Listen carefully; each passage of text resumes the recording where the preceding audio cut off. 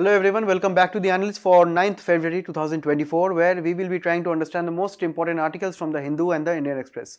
Now looking at the table of contents, we find that the very first article is a very important major economic news that is coming from the RBI in reference to the Monetary Policy Committee and the recent outcomes of the same. In the next one, we will be trying to understand a very novel technology known by CRISPR and some of the ethical issues arising out of the same. In the next one, we will be looking what is research and development and why it is very important for a country, and also analyzing a recent Hindu editorial regarding the same. In the next one, we will be trying to understand what is a very important initiative or government scheme for the fisheries sector in India, that is the PM Matsya Sampada Yojana. And finally, we will be wrapping up the discussion with some recent regulations on price of rice and the quantity of rice in India.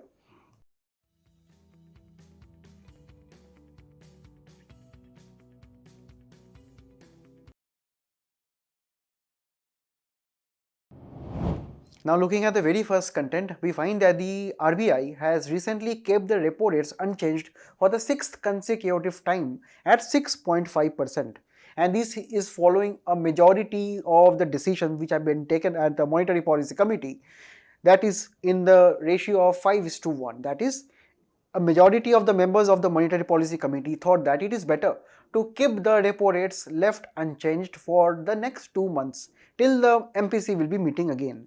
Now, in this article, we will be discussing the very basic aspects of how the interest rates, that is the repo rates of the central bank, will be influencing the overall macroeconomic scenario, and why we will be trying to understand all of this, because for prelims, it is very important that we understand the impact of the policy rates of the central bank in India, that is known as the repo rates, the reverse repo rates, and the rest of the interest rates, and why and how it tries to impact the decisions that the people make, the companies make, and even eventually the government makes, and also the various interlinkages between the same. So far in this discussion, we will be trying to limit our conversations on the outcomes of the MPC meetings, and this is also very important for mains. Why? Because we need to discuss about the macroeconomic aspects of the Indian economy. Now, starting with the very basic aspects first. Now see, in a financial system, we know that the very system starts with people like us, maybe, who wants to borrow some funds to say buy an iPhone, or say for business people who want to set up a new business, right? So these are the people who are borrowers. So these borrowers, they do what? They will be going to the commercial banks. Now what are commercial banks? These banks are the banks like State Bank of India, Punjab National Bank, and so on. Even the private banks such as SDFC, ICICI, and so on. So they will be going to the banks and tell the banks, you give me some money, I want to buy some iPhone. Or say a business person will be telling that I want to set up a new cafe, I want to set up a new industry, I want more funds, I want to expand my industry, I want more funds. So the banks will be telling that, okay, I will be giving you loans, but I will be charging you some interest rates.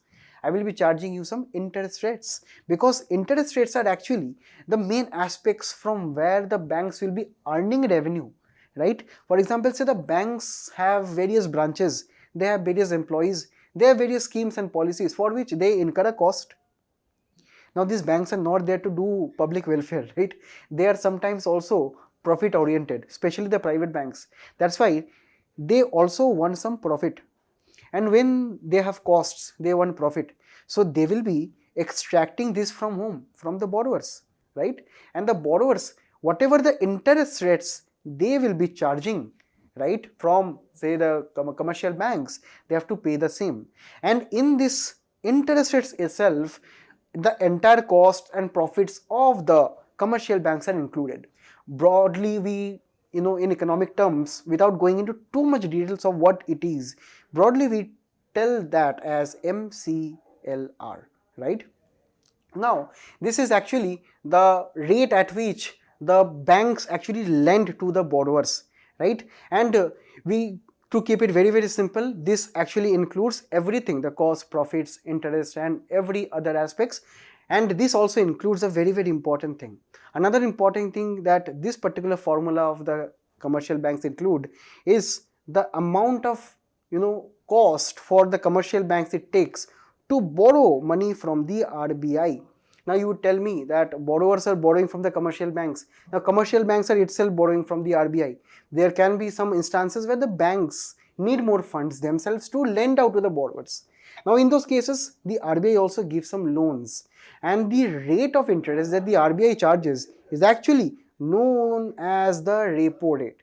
Now this repo rate is very important for the entire economy. By now you have understood why.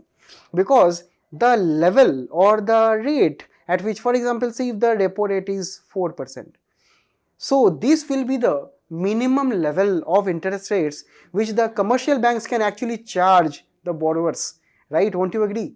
Because at this rate, this is the basic rate from which the banks themselves are lent from the RBI, and above that they will be having costs of salaries, branches and so on. They want to have more profit, so some extra aspects will be added and we will be getting this amount of formula, which is actually the interest rates that finally the borrowers are paying. So we can understand, be the borrowers like us who want to buy some things on EMI, or say the business people who want to set up new industries. So the entire aspect is indirectly related to the actions of the RBI, that is the central bank in India. And whatever the rates that the RBI will be deciding, that will be the rate ultimately which is actually transmitted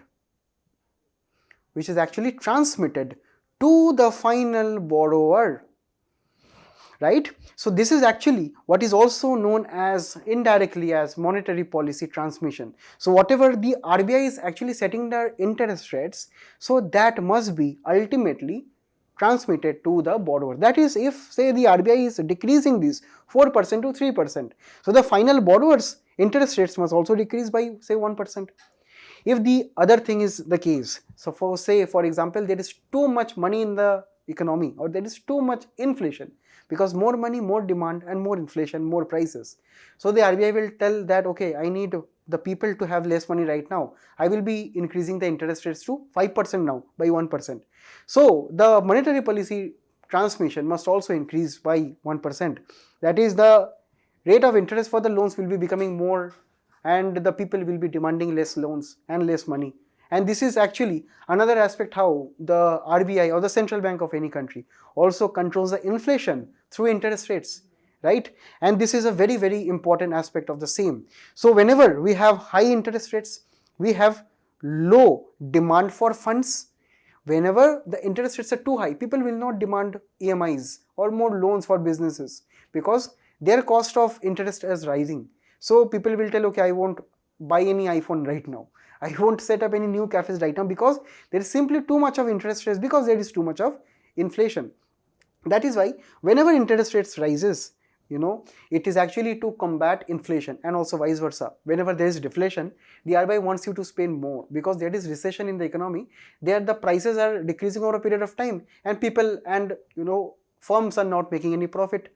There is very low demand. So RBI will want, for example, say just like in COVID crisis, RBI actually raised the interest rates, or say the repo rates, because RBI wanted you to spend more. And if you spend more, the companies will be producing more employment will be generated, and that is also a very good thing for the economy. So this is actually the very simple way how this entire interest rate, this entire transmission occurs in an economy. And because why? We need to consider the macro consideration, that is the employment generated due to the interest rates increases and decreases. We find that more and more jobs will be created if say the interest rates are lower, because we understand when the interest rates are lower, the firms will be taking more loans, more employment, so more jobs. Then also we find that the stock markets also function on the basis of interest rates. Say for example, the interest rates are decreased, or say the repo rates are decreased. What will happen immediately? Now immediately what will happen is that the businesses will be taking more loans. They will be setting up new branches. For example, see the Adani Enterprises, for example, they saw that the RBI is decreasing the interest rates. So even a small amount of decrease for interest rates of the repo rate, for example, it will be leading to decrease of funds that the commercial banks will be charging the Adani group. So they will be setting up more ports, more airports, more roads, more highways, right? So more and more investment. And if more and more investment is done by the companies themselves, the private people, that is the stock brokers, the traders in the economy, they will be very happy, and they will be buying more Adani stocks. So the stock market will also be running, and vice versa is the case when the inflation is actually very low, or there is a deflation or recession in the economy, right? So these are the macro considerations of the interest rates. Now let us understand the very basic aspects of monetary policy committee. See, in India we have the RBI, right, and also a selected bunch of individuals who take the decisions on what should be the repo rates in the economy. For what? To actually maintain the grip on inflation, because one of the very important functions of the central bank is to control the levels of inflation. And India, it has been mandated that every 5 years the inflation rate will be set in consultation with the RBI and thus central government, right? That is the government of India. So what the government will be doing, that it will be bringing RBI into the table and telling, okay RBI, you tell me what is the optimal rate of inflation that is good for the economy. RBI told that okay, that is 4%. Now government told that RBI, can you maintain this at 4% every time? Now RBI told that sometimes the economic conditions may be out of our hand, right? Sometimes we can control the interest rates, but not everything. That is, say for example, Russia-Ukraine war, the COVID crisis, can RBI control that? No.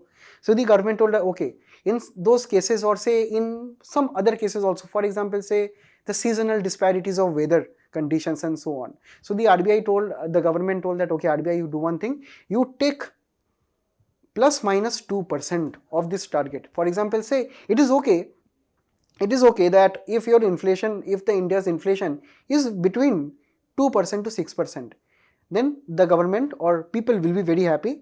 This level of inflation is somewhat manageable.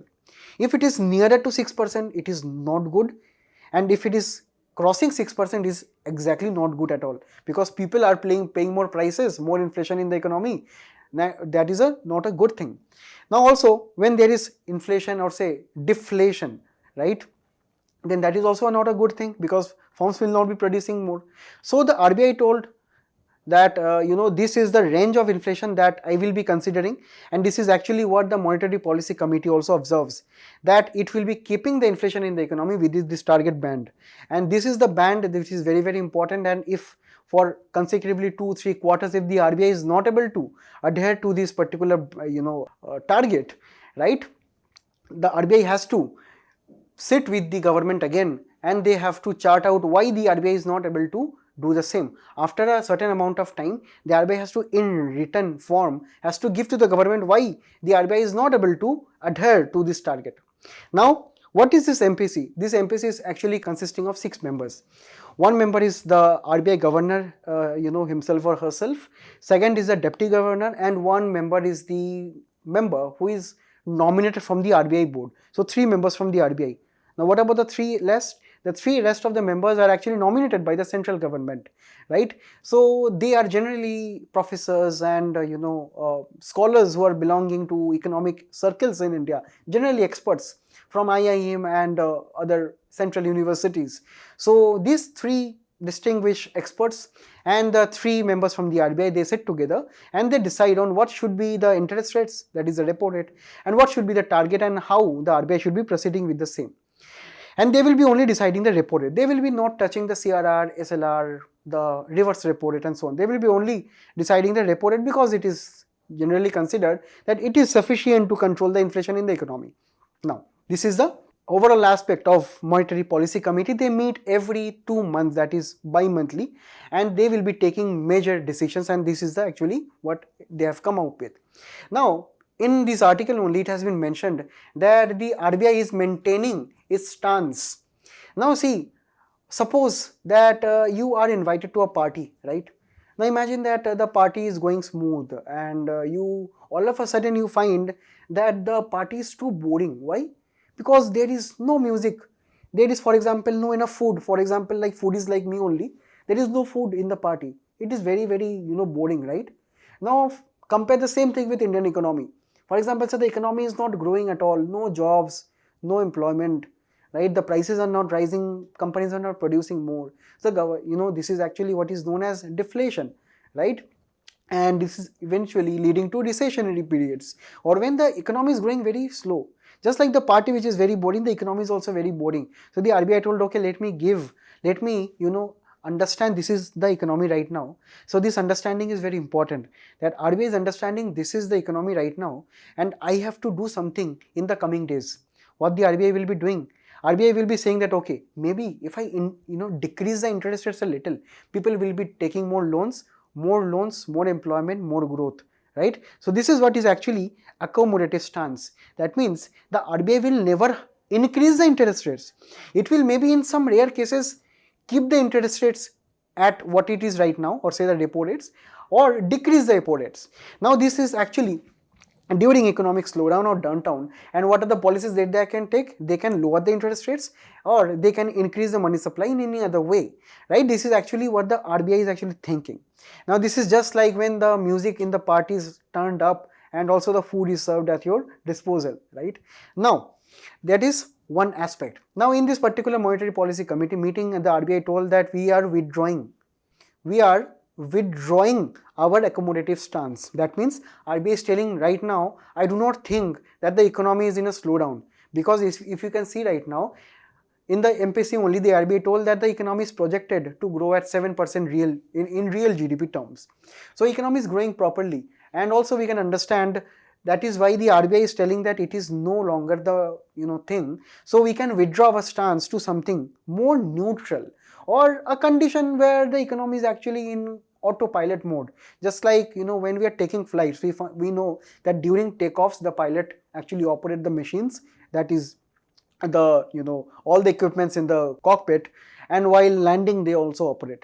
But when the plane is in the midair, they simply leave the aeroplane in autopilot mode, right? So when the economy is balanced, the growth is good, there is no levels of deflation or say high amount of inflation, so the RBI will not do anything. They will be neither stimulating it or say decreasing the interest rates to give more money, or say they will be slowing it down, or say increasing the interest rates and decreasing the liquidity or money in the economy. So this is the what neutral stance is actually, or this is that autopilot mode. Now imagine another aspects when at the same party the music is too high, the food is very bad, right? Or say in the Indian economy, the money supply is too high, the inflation is too high. So the RBI will be telling in the coming few days, I will be definitely increasing the interest rates because the money is too much high in the economy. And this is actually what is known as the hawkish stance of the RBI. And this is a very, very important stance where the RBI will be definitely raising the interest rates in the near term, or even in the present aspect. So these are actually the detailed way to understand what the stances of the RBI right now. Now it is important for us right now.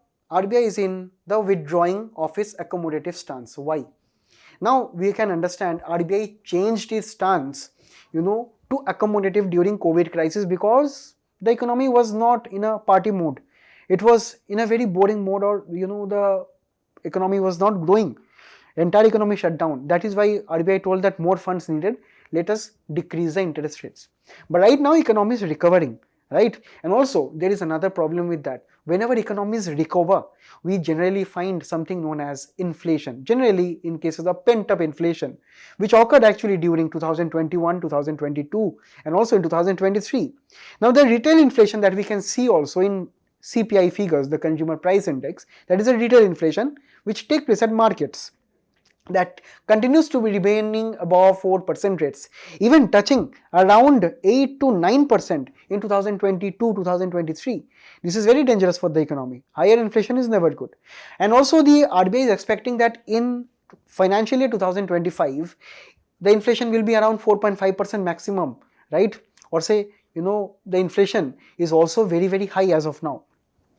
And this is one of the reasons for this is actually the increasing amount of food inflation, particularly in cases of vegetables, and also due to adverse weather conditions also, particularly in southern India right now, where the adequate rainfall has impacted the stocks of rice.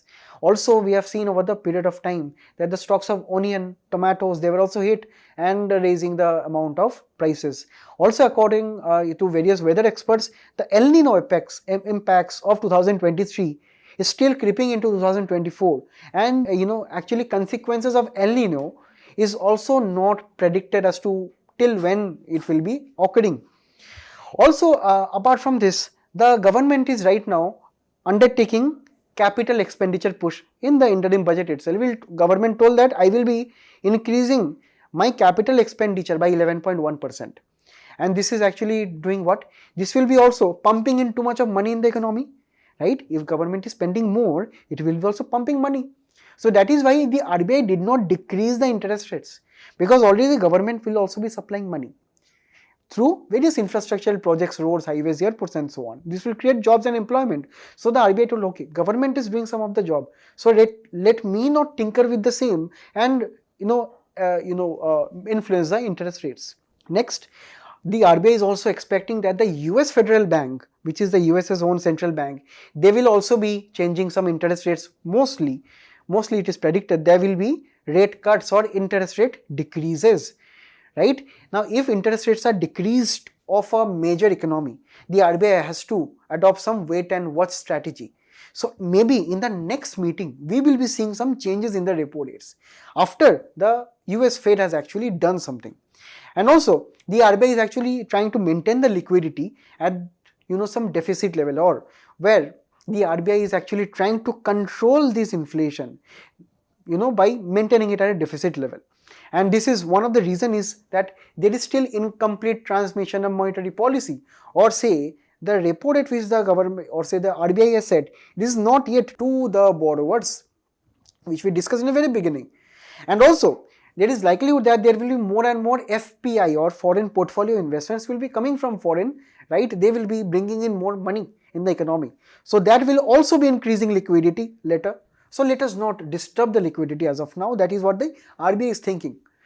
So this was everything that we need to know up to the amount of MPC outcomes. Now, in the next one, we will be understanding a very, very important and interesting technology of CRISPR and some of the ethical issues out of the same, because we have to understand in prelims and GS3, we have to understand about science and technology.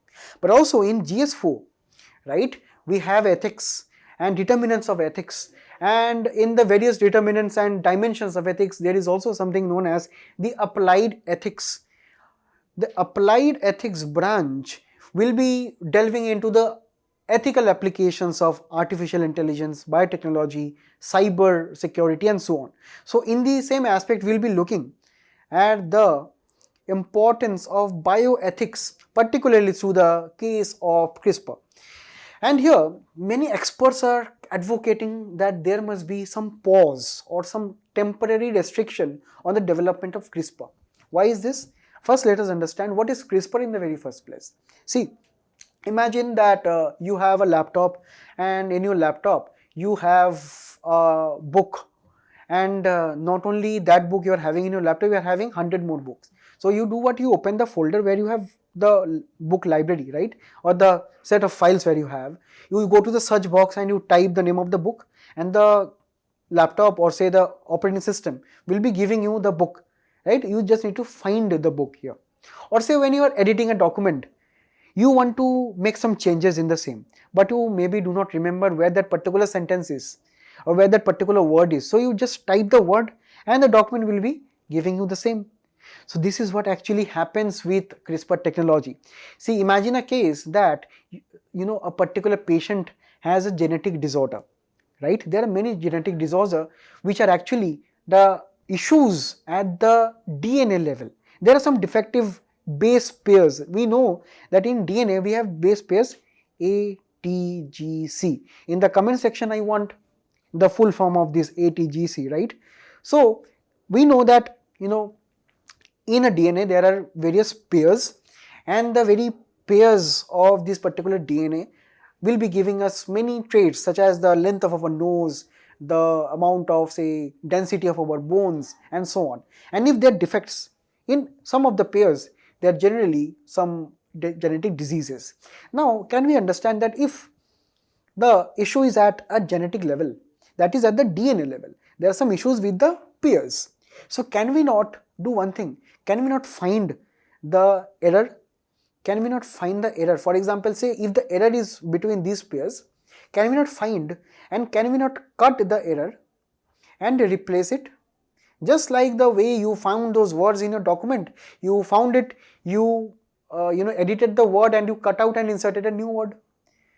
By this we understand we are cutting out the part where the disease is generally located in your DNA, that is genetic disease. You are cutting out and you are replacing with a healthy pair of base pair, so that at the genetic level, at DNA level, that disease is completely eradicated. And what is the very mechanism is in this particular technology, this Cas9 or Cas9 protein is actually that part which cuts your DNA, that is this part, and replaces the DNA with a healthy part of the same, that is with this. This is exactly a way how a scissor and paper works. So a very very novel kind of technology this CRISPR is, and it has many potential applications. The benefits of CRISPR spans many potential applications. If I take some of them, the very first is the amount of benefit that it can do to human beings and animal life in the context of eradicating totally genetic diseases. Right now, what this some of the recent in progress have been made in this thing. For example, the US FDA, that is Food Drug Administration, there has approved a very rare treatment using CRISPR of sickle cell anemia and beta thalassemia gene therapy. Now these itself, they cost around $2.2 million right now at the recent, or say the current level of development of technology. But we have to understand that the thing is here, the entire diseases of genetic issue can be cured, which earlier using conventional drug is not possible. Next, we also find that using CRISPR, we can also tinker with tissue cells at the molecular at the genetic level, and this can also help us grow new organs, and also for developing new levels of organ transplantation. So this will be giving, for example, in the near future, us a new brain or a new particular attribute, totally not thinkable in recent times. Next, we also find that in agriculture, we need to develop various drought-resistant varieties, the GM crops and so on, which are possibly due to the development of CRISPR technology. Now see, if we want to develop a drug related to CRISPR in India, the particular regulatory mechanism that particular company needs to go through is very very important for us to study for prelims. Now see, according to the new drugs clinical trial rules of 2019, the CRISPR is actually located in a certain kind of product known as a gene therapy product. So according to any say new developer of this particular drug, they need to register under these rules, they have to follow the mechanisms under the same. Then they have to go through thorough approval process by the Central Drug Standard Control Organization. And also apart from this, we have various ICMR DBT national guidelines for gene therapy products, and also for the various applications or implications on the environmental side, we need to also consult the genetic engineering approval committee, right, that is under the Ministry of Environment. And these are actually the aspects which are very very important for us to consider here. Now there are some ethical questions out of this CRISPR. Now the main aspect of CRISPR technology is to develop new drugs, new technology, new biotechnological innovations, and potentially these will be generally in form of some patents, or say the scientists or the companies which will be developing the same, they will be actually having the enough resources to develop the same, and they will be charging some money to the consumers. And this is generally a very very good way of understanding how this works, true profit motive, because these patent holders, they always want more and more profit, and because they want to have more profits, more happiness in their lives, and this is what actually utilitarianism also advocates for. So this is totally violating the principles of greater good for the greater number, because only a small number, that is a patent holder, they will be having more profits at the cost of say the socially and educationally, or say the financially backward sections of the population. And this brings us to the next point, that is the issues of ethical issues of access and equity. Suppose the rich can afford this kind of treatment, right, but the poor cannot. They cannot shell out $2.2 million for thalassemia or say sickle cell anemia. They will be having, they do not even have that wealth to sell off to get the treatment. And also we have to consider the implications of the same on the amount of vulnerable sections of the population, such as the tribal sections, right. They are generally say untouched. Some tribal sections are untouched by total human population, and the impacts of these particular drugs on their lifestyle can be very very harmful. Next, we find that this particular CRISPR technology actually can be operated on two things. Firstly, the somatic cells, or the cells which do not have any hereditary component, or for example, say if I make any changes with that somatic cells in our body, that change will not be transmitted to our next generations.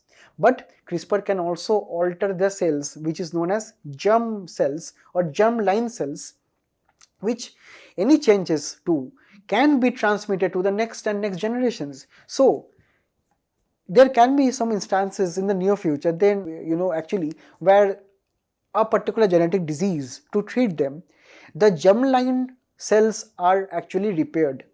Now there can be some aspects as to the long run impact of this particular activity on the future generations. So these unintended consequences are also important to consider.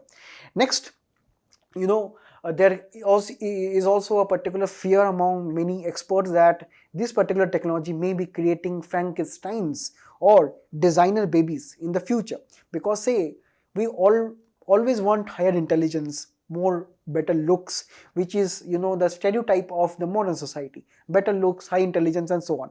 So there can be a possibility in CRISPR technology to tinker with our looks, with our beauties, with our, say, the length of our fingers, the length of our hand, with our height, complexion and so on. This will be very, very dangerous in the near future, because potentially again this brings us back to our second point, that is access and equity. The poor, the vulnerable sections, they cannot afford. The rich, they will be, for example, say, becoming more and more richer, they will be becoming more and more intelligent and so on. They will be progressing further rising the amount of inequality in the society. So, and also there is another aspect of playing God. If we are, say, altering the human embryos at the very beginning time, aren't we playing God? Aren't we going outside our natural, say, selection process? And we are eventually, say, telling us that we are God. So this is another ethical concern here. Next, we are also pondering on, say, bringing the extinct species back through CRISPR technology. Right? We are thinking, for example, you can look at that some of the researchers are thinking to bring back the mammoth from the ice age, the saber tooth from the ice age, and this is actually also raising another set of ethical questions. Should we disturb the dead who have been dead forever?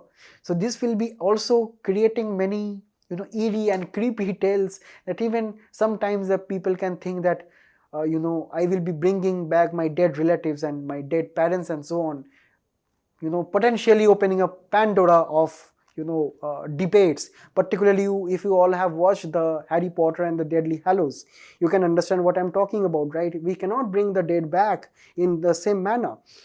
And also, apart from this, we can understand that there are issues of data piracy, because the biomedical data that the organizations will be collecting, they can use and exploit it for various mean purposes. And also the algorithms, or for example, say if this CRISPR technology is fitted with nanocomputers, with nanobots, and they can be arranged in such a way as they can extract our body information. Even if these nanobots go into our brains, they can even control our thoughts. So this is another aspect of totally breaching privacy. And also it is quoted in 1984, which is a very, very famous novel. By who? You tell me in the comments.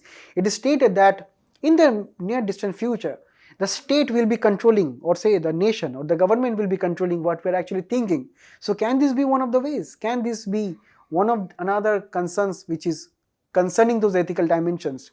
And finally, last but not least, it has also impact on the environmental level. Whatever the agricultural innovations we are trying to do through GM crops and so on, the long-term effects is not known, because GM crops is a very, very new technology. The long-term effects of say 50 years, 100 years, 150 years of this technology is not known. Also, say we have done in recent times many experiments with mosquitoes and altering their genetic levels to decrease their population in the environment. This can have long-term impacts on the ecological aspects of, say, the food cycle, the food web and so on. So the impacts are very, very important here for us to consider ethically of this technology. So this is the thing that you can write in your mains answers too.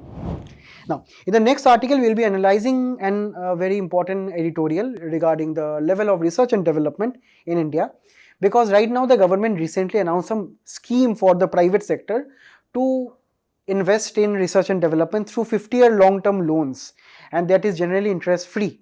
So we have to look in this backdrop only what is the level of R&D in India, and starting with the very basics, what is R&D altogether? It is actually standing for research and development, right? And we have to understand this is the process by which new knowledge, new products, new ideas are actually generated in India, or say in the entire world, through scientific research, right?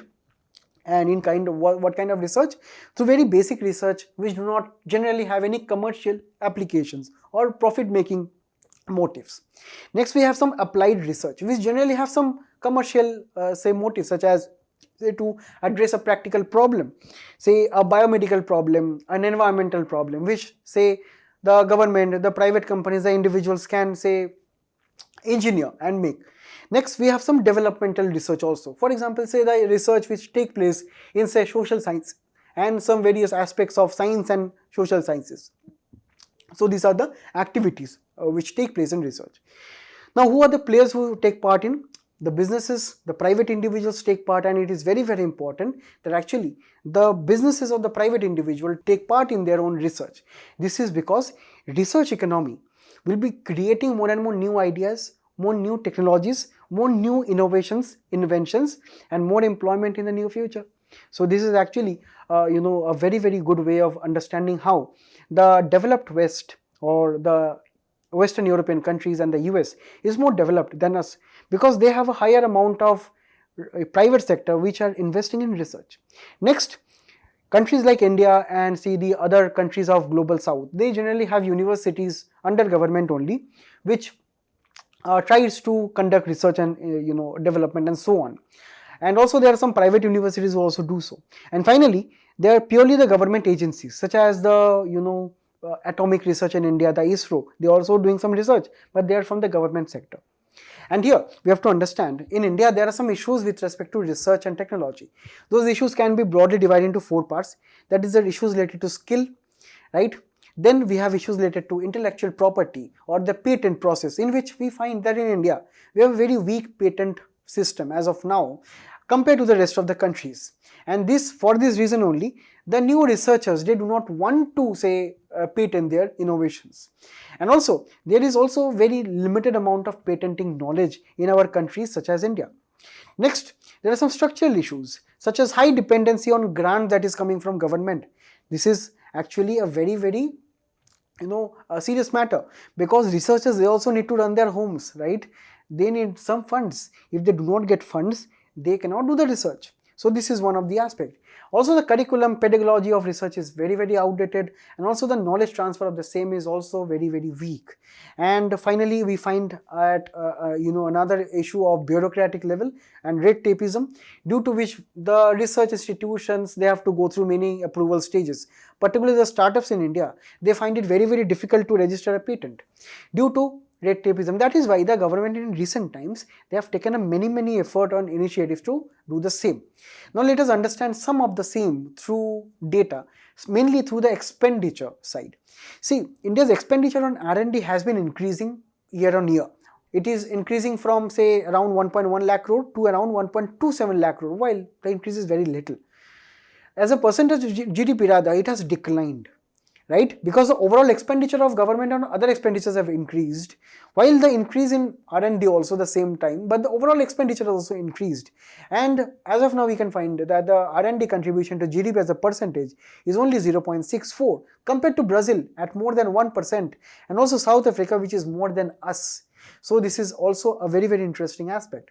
Next, we find that the level of private versus public research in India, we find that the private sector actually only contributed 36%, where the center government itself contributed 43%, plus state government at 6.7%, which brings at around 50%, which is actually done by the government research.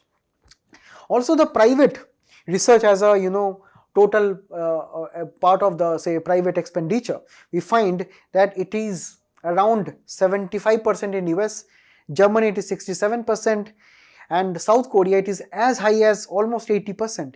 We can find the same across in this particular comparison across these countries, such as even China and low income countries which are even higher than India's aspect. We can see that how India spends its R&D budget across various streams here, and this is also one of the aspects of concern here, and that is why the government in its interim budget came up with a fund of around 1 lakh crore over 50-year interest-free loans it will be giving to private institutions, and this is actually fitting India's developmental model to become a developed country by 2047 in India's Amrit Kal.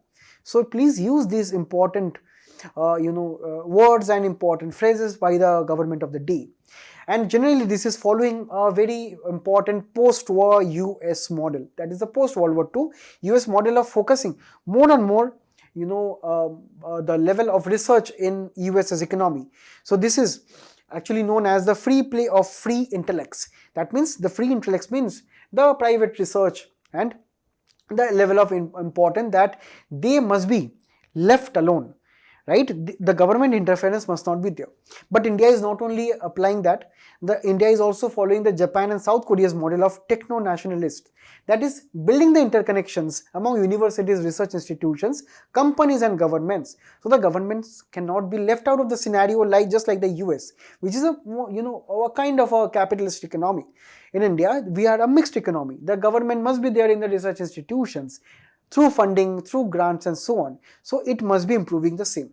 We must understand the state, or say the central government and the state governments, they have to understand that innovation takes time. R&D, it takes time to develop and it is risk laden. That is why the private sector is actually not investing in R&D, which the government must be undertaking right now. It is not a bad sign that the government is spending more than the private sector in research in India. It is actually a good sign, because the innovation will be taking some time. Gradually we will be seeing more startups, more new companies, more existing companies investing in the ecosystem of R&D over a period of time. And also further, there are some other reforms too, that we must be trying to improve the quality of research facilities, such as the amount of labs, amount of the equipments at state universities. Next, this particular fund of interest-free loans is actually focused on a very important sector of Indian economy, or sectors, that is the sunrise sectors, or say the sectors which have high amount of potential going forward, such as AI and other biotechnological aspects and so on. So these are the aspects where government is actually promoting research. So this is very, very important. And finally, we have to understand that whatever the research and development must be, we must be keeping it very, very climate friendly, as not to hurt the environment in the coming days.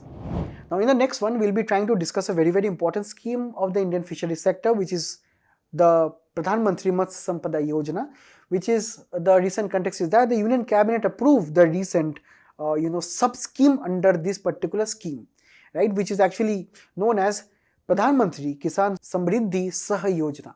And here, this is actually integrated under the main scheme here, and very, very important for economics in our prelims. Now, we have to understand this particular scheme is totally dedicated to developing the overall economic aspects of the fisheries sector. That is a 20,000 crore scheme, and this will be actually making the Indian fisheries sector, which is having a broad amount of coastline and a large amount of fisheries and the fisher folk which are dependent on the fisheries sector, and they will be mainly developing the infrastructure of marine inland fisheries and aquaculture too, right? It will be giving us various infrastructural funds for fishing harbors, cold chain, market development and so on, right?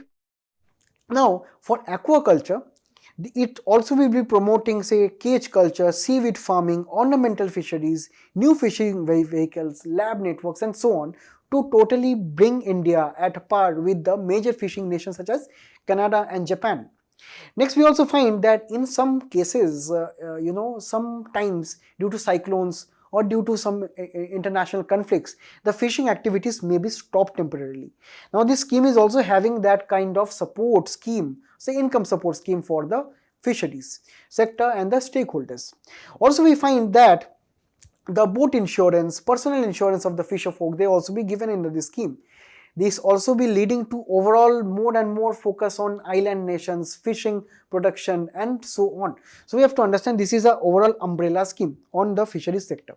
Now focusing on the new announcement, this Yojana, this is for micro and small enterprises in the fisheries sector. For example, we have some examples here, such as the women cooperative sector and the self-help groups which operate in Orissa, generally in sales and promotion and processing of fish.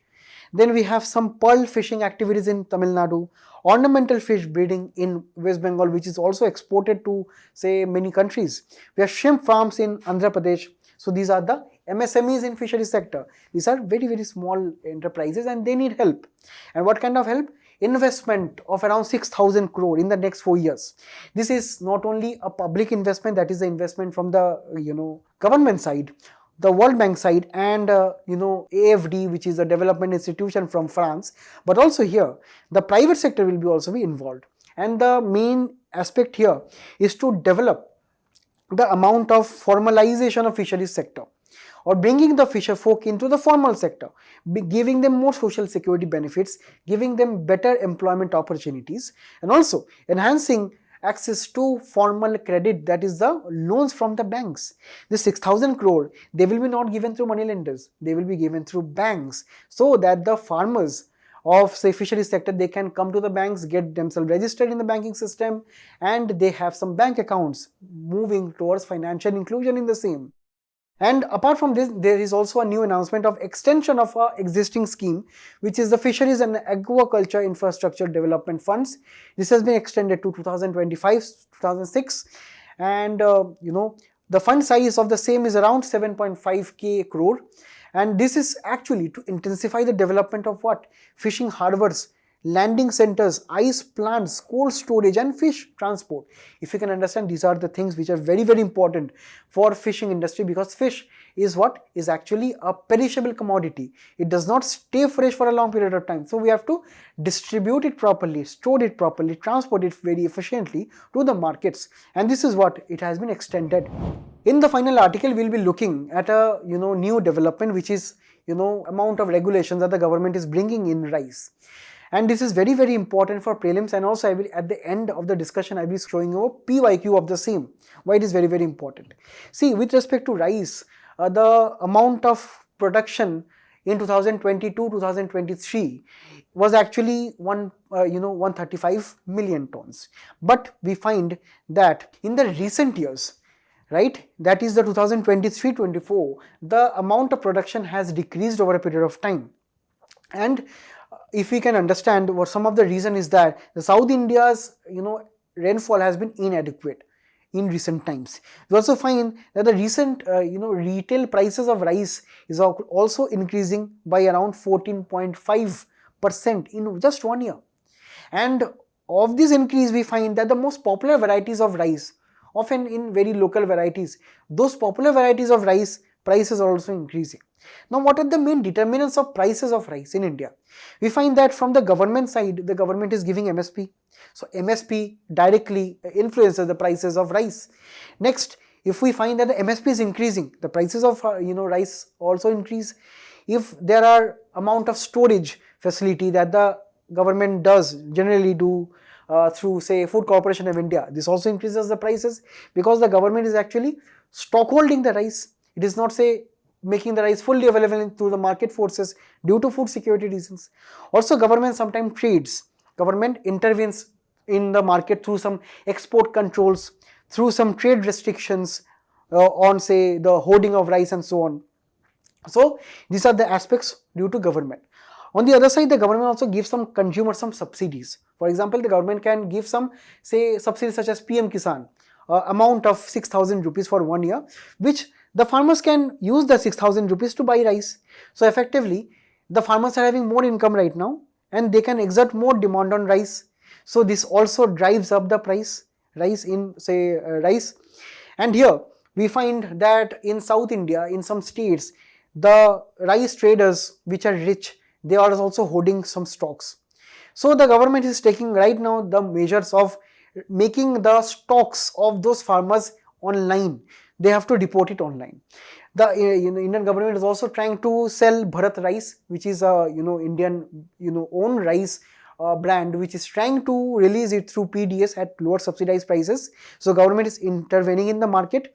And also some export bans on say parboiled rice, broken rice, basmati rice, because the own production of rice in India in 2023-2024 is expected to reduce.